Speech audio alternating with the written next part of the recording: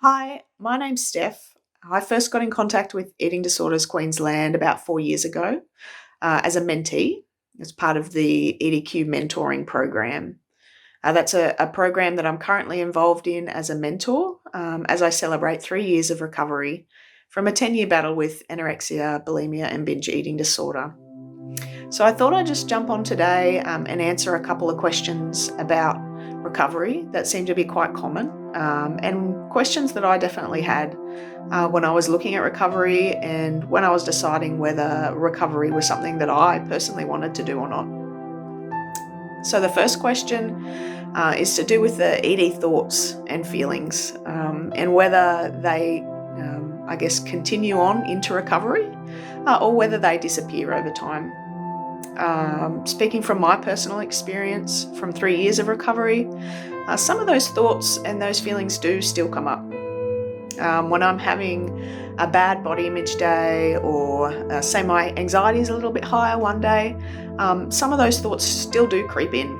I guess the wonderful thing about recovery is that my relationship with those thoughts has changed. So those thoughts that used to have so much power over me and my behaviour, the way that I ate, the way that I exercised or interacted with other people, they now no longer have any power over me. And I think that's one of the beautiful things about recovery, and one of the most empowering things is that you can look back and see these thoughts and these feelings that had so much control over you and would make you do anything. And to see that in recovery, actually now they're just thoughts. They can come in, I can see them for what they are, but they don't change my behaviour. They don't change how I interact with food or my body or exercise. So I think that's one of the really empowering and encouraging things about recovery, is that relationship with those ED thoughts and feelings change, and they gradually lose their power over time.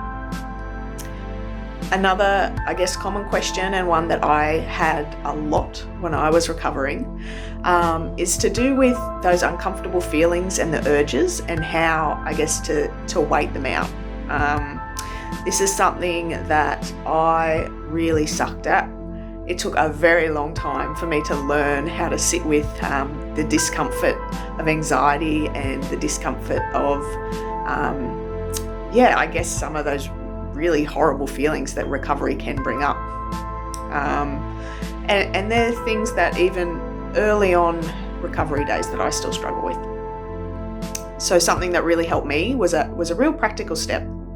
So starting to get a toolkit together of things that would help me when I was feeling down or feeling like recovery was really hard and not something that I wanted to continue with.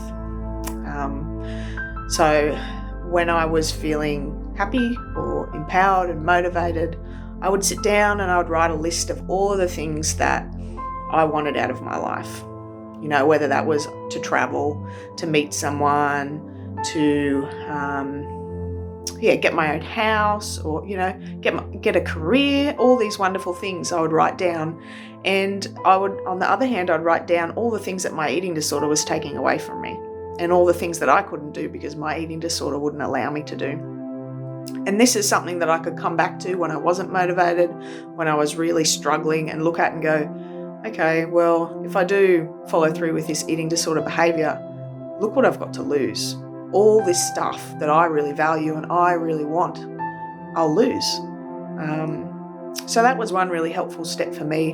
And another helpful step was having a list of distractions before I was actually struggling, so that when I was hitting that really hard time, I could go to that list and go, okay, I'm going to listen to 3 songs that I love. These are the 3 songs. I'm going to spend 20 minutes colouring in or drawing. I'm going to call a friend. All those practical strategies to help me kind of get myself through that initial urge and that initial feeling of discomfort.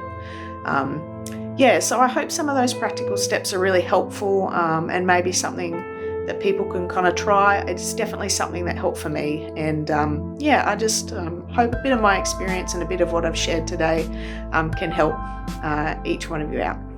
See ya.